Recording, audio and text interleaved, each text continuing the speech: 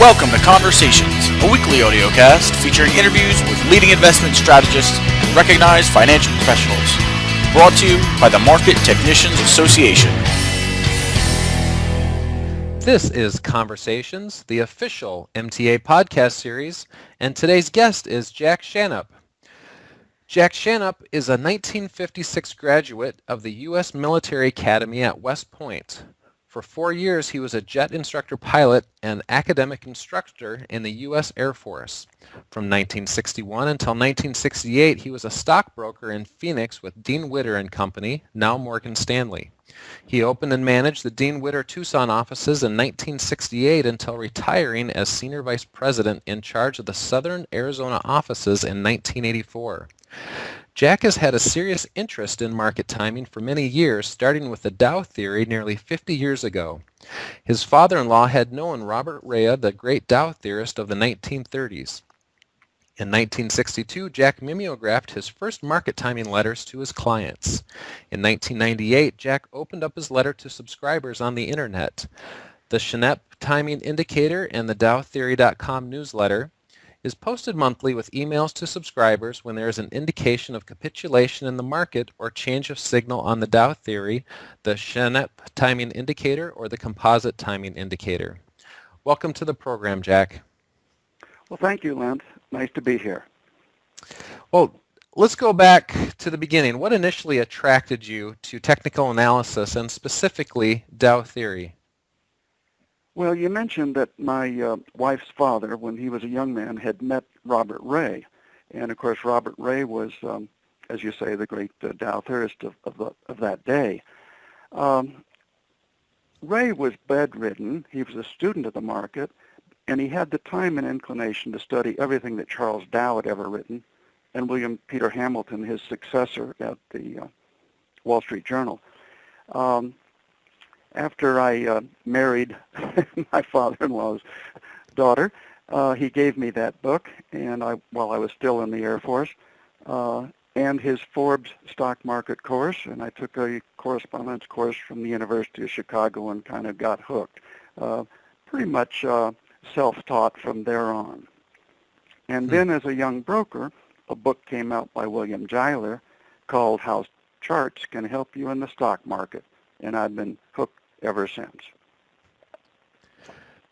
Now you also have a balance on the fundamental side. I've found you to be a great economist as well. How do you use economics in your market analysis? Well, thanks for that recommendation. I'm not an economist. I did, however, take one class while I was at West Point. I think it was called Economics of National Security, and I didn't get much out of it, as I recall.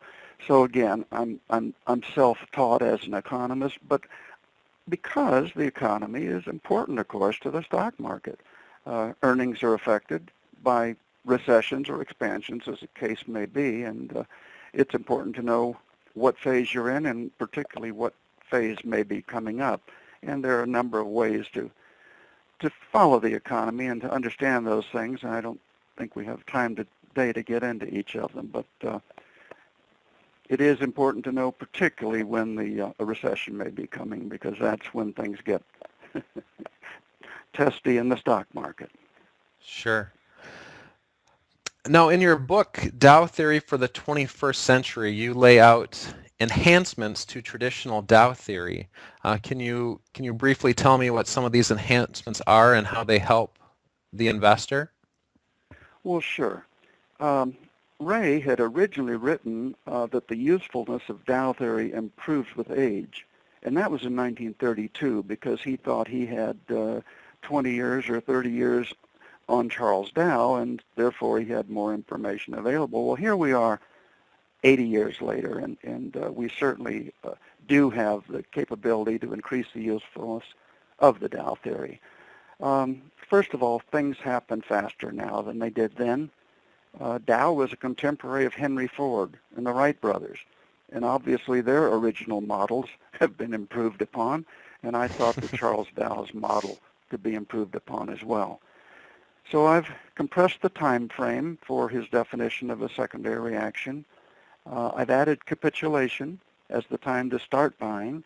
I include the S&P 500, which was not available to Charles Dow or Ray, and along with the Dow Jones Industrials and the Dow Jones Transports, which were originally and still are in the Dow Theory. And on top of that, I've added the definition, my definition of a bull and a bear market as the time to complete the transaction if it hadn't been completed already by the segments of the Dow Theory itself.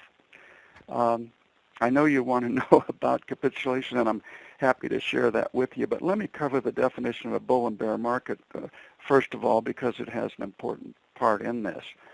Wall Street generally talks about a market being up 20% or down 20% is the definition of bull or bear markets. And my own definition of a bull market doesn't vary much from that. I would say that when the market bounces 19% on both the Dow Jones Industrials and the S&P 500, that we are going into a bull market. That's the threshold from which markets have risen 93% of the time to at least a 29% gain, and one half the time to over an 80% gain. So that's obviously a pretty good definition, but it's not much different than 20. What is different is my definition of a bear market. When the threshold of a 16% decline is met, markets then go on 80% of the time to at least a 24% decline, the average bear market loss being about 34%. But more importantly, when you get a bear market by that definition, recessions follow 77% of the time. More importantly, the 16% and 19% are reciprocal numbers. You know, if the market were to decline 20% from 15,000, those 3,000 points would take it down to 12,000. On the other hand, to gain back from 12,000 to 15,000 is a 25% gain. So those 20 and 20% don't make sense to me. 16 and 19% do. And you'll see here as we talk where it comes into play.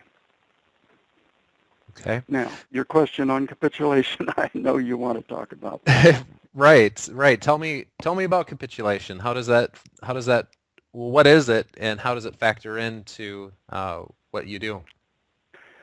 Well, there again, Charles Dow, according to Robert Ray, had said that the third phase of a bear market is caused by distressed selling. After a market has drastically declined and goes into a semi-panic collapse, it's wise to cover short positions and even perhaps make commitments for a long account. He didn't use the word capitulation, and unfortunately he didn't put it in his theory. But we do use the word, and we do put it into what we call our evolution of the Dow Theory for the 21st century. Well, what is it specifically? When I was a young broker at Dean Witter in the 1960s, they formed a department called COMPARE, Computer Assistance to Research.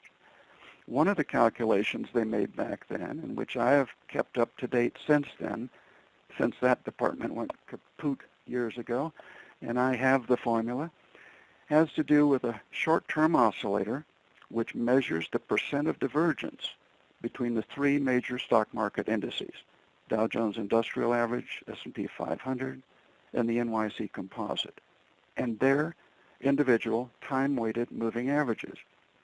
When all three indices are simultaneously in double digits below those respective moving averages, we have capitulation. There have been 15 times that it's happened since 1953. I did back test from the 1965 level when these statistics came out to see what might have happened in the prior 15 years, and I did find one capitulation back in 1962. But after that, we've had the numbers on a real-time basis. I must say we didn't recognize what we had for a while, but by the mid-70s and 1980s, we did know, and on a live basis have used capitulation ever since then. I might also add, I'm sorry, Lance, that the last time we had capitulation was August of 2011 at the 1119 level on the S&P, and the prior one was in February of '09 at the 743 level on the S&P.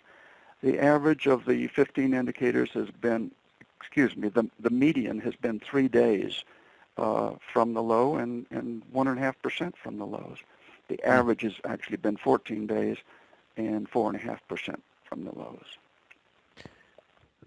The March 2009 bottom, how close was that to the absolute low? Because that reversed quickly.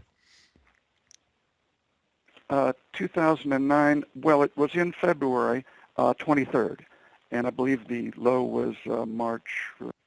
The date in March has left me at the moment, but I think it was 10 days from ahead of the lows. Okay.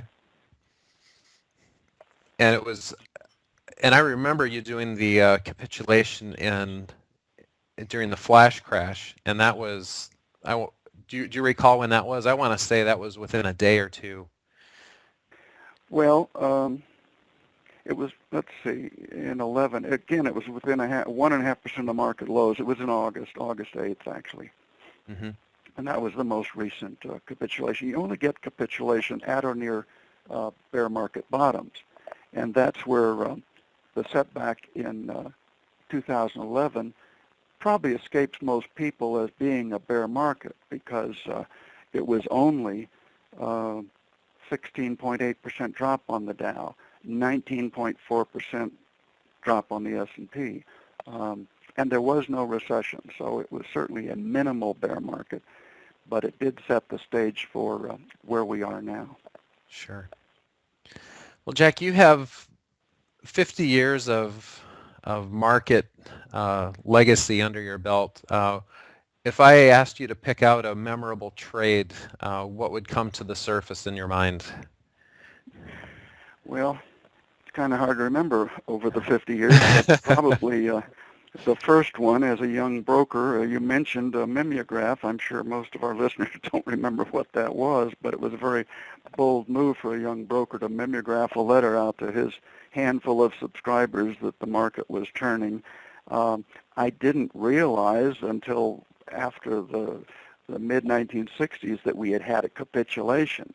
So at the time in 1962, it was sort of flying by the seat of my pants, and the buy was within about 8% of the lows. I would say probably 87 was a terrific signal, because we had a double capitulation, and I knew and recognized what we had. The first one was on the day of the Dow Jones low, and the next one was was 1 day ahead of the S&P low.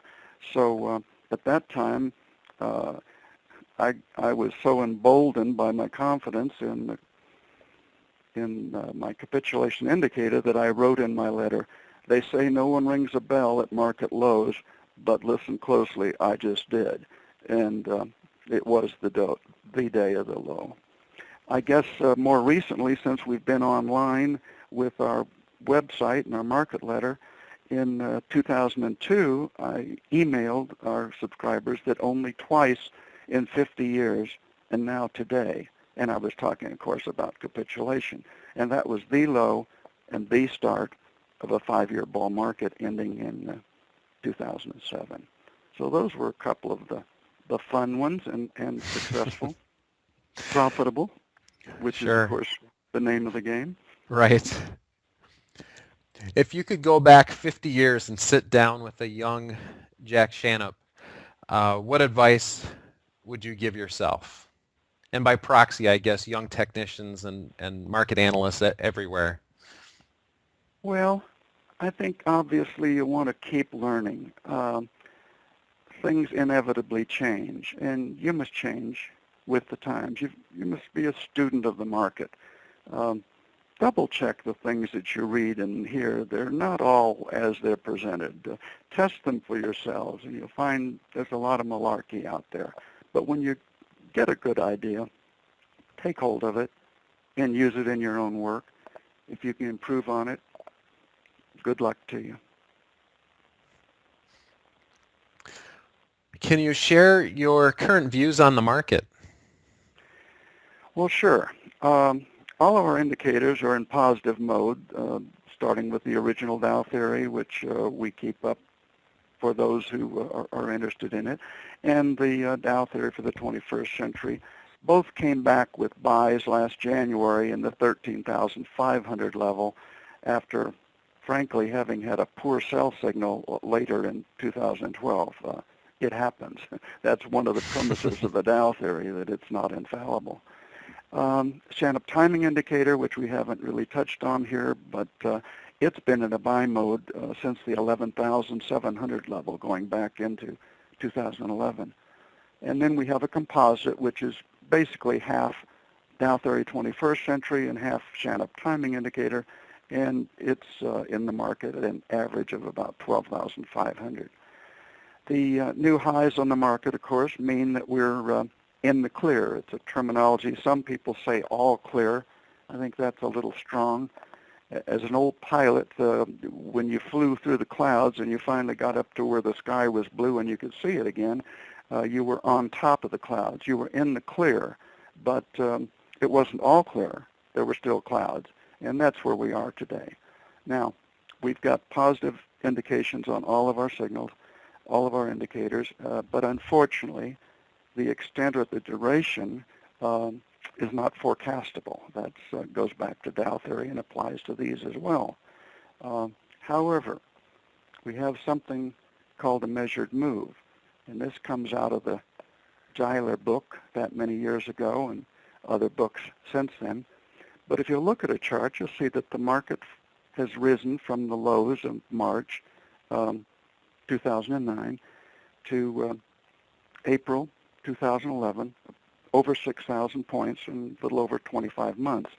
And then we ran into the sell in May and go away in the middle of 2011, and the market did set back, as I said, 16.8% on the Dow, 19.4% on the S&P. It was a minimal but a qualified bear market, and ended with capitulation, as we spoke about earlier. And then started off on a tear that we're still on. And if this tear goes 25 months and 6,000 points, we'll be at 16,000 by the end of this year. So that's what we're looking for. That's the goal. We keep an eye on our indicators, and as you know, things can change, and that's why you have to be alert. But it's been an encouraging period, and we're still in it. Where could a listener find your newsletter and your research?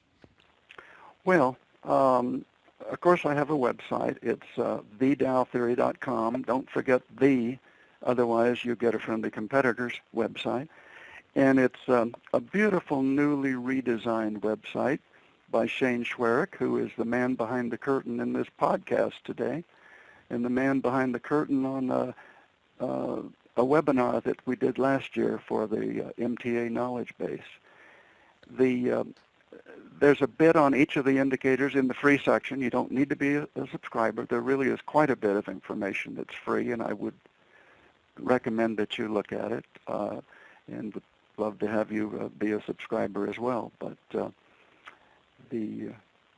that's where I would direct your attention, and if you have any feedback on that, you can get a hold of me at editor@thedowtheory.com or Schannep@thedowtheory.com, probably even janitor@thedowtheory.com. I'm not sure, but I prefer editor. Is there anything you would like to add before we go? Well, I would recommend that webinar in the MTA knowledge base. It's about an hour long. It has the graphs of each of the capitulations we've talked about and a comparison of other capitulation indicators that led me to write a proposal to the MTA Charles Dow Award back in 2005. Unfortunately, I didn't know they weren't going to issue it that year or the next year. If they had, your listeners would have known about this capitulation indicator for the last 8 years, I guess. But if it's new to them, that will certainly bring them up to date on what that's all about. And, of course, I'd like to thank you, Lance, for inviting me to do this podcast, and Shane for backing you up and and doing what he has done for my website.